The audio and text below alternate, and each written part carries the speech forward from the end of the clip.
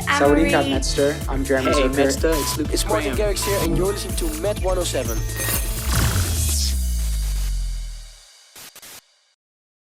Okay. So how has the quarantine been like for you? Not super fun. About the same. Why? Well, Why I is that? mean, well, I don't think it's been fun for anybody, but we're definitely trying to make the most of it, you know. And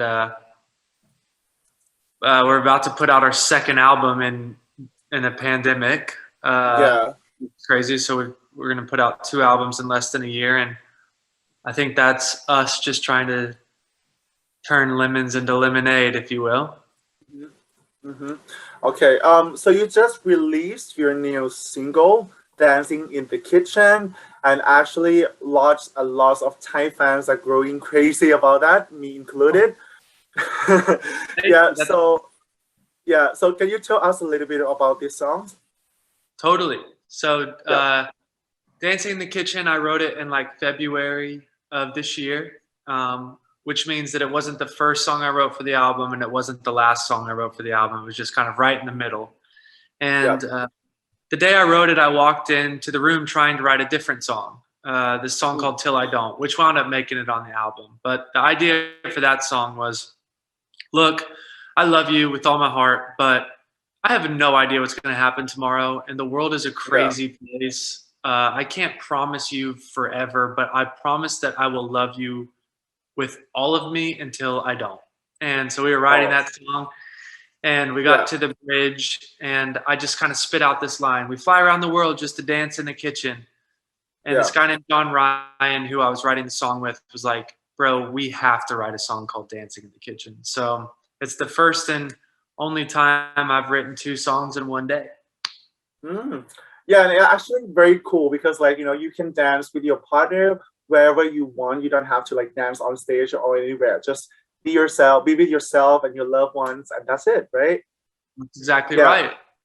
Yeah. So and you just released another single yesterday, actually, "Up to Me." Yes. Yeah. So it's a very upbeat songs.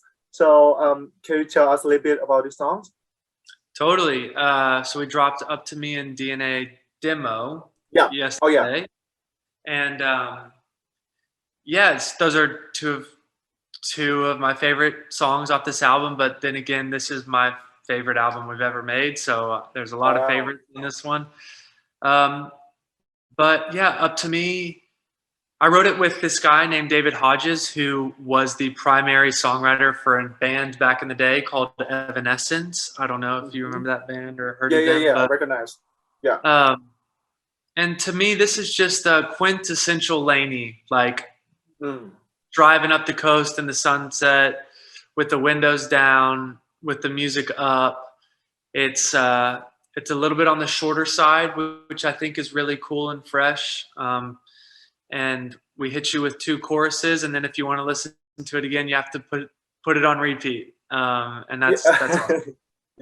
Yeah, that's awesome. And you already mentioned that this is one of your favorite album, right? GGBBXX. So can you walk us through a little bit about the creating process of this album? Because you're creating this album during the pandemic. So is it hard to do that? It's not. If anything, the pandemic's given me a little bit more time than I'm used to, which is nice when you're putting together your second album during a pandemic.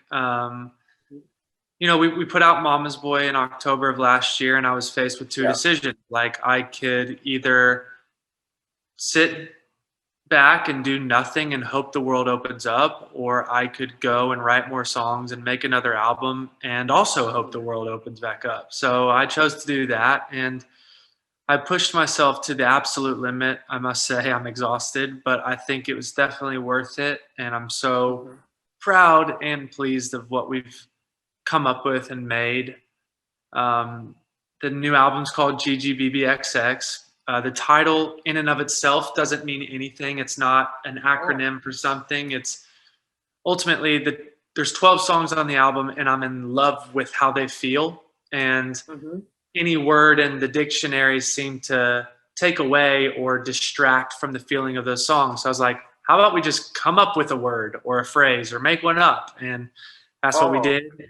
And it's cool because we just told the world just a few days ago the title of the album. So now I'm hearing, people like yourself say it, and it sounds cool. It sounds good to me. It sounds very recognizable. Yeah, I agree. Yeah, I'm excited. Because I think this title gonna be like, something that a lot of people gonna talk about because it doesn't mean anything, but it's catchy in your mouth when you say it, GGBBXX. And it makes people wondering like, what does it mean, right? Yeah, thank you for saying that. I think it's worked out perfectly. Yeah, so what are the things that the fans can expect from this album? Are there any new sounds or any new experiment?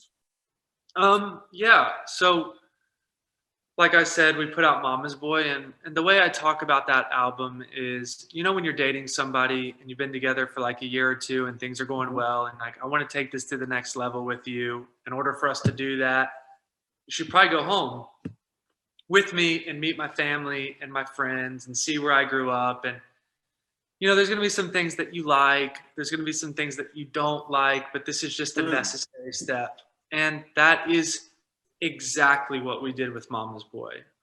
We took our fans and we brought them home, and we introduced them to like parts of us that they didn't know. And it was a full departure from what we look like to what we sound like. It was a full departure. So if that was a departure, GGBBXX is the arrival. It's the return of, or the return to LANY. And so it's the LANY that most people grew to know and love, but better and just to a certain degree more fun and more free. I think that the music that we're making on this album is exactly the kind of music I plan on making for as long as I'm in this band. The synths are back, the colors are back, the drums are bigger than ever,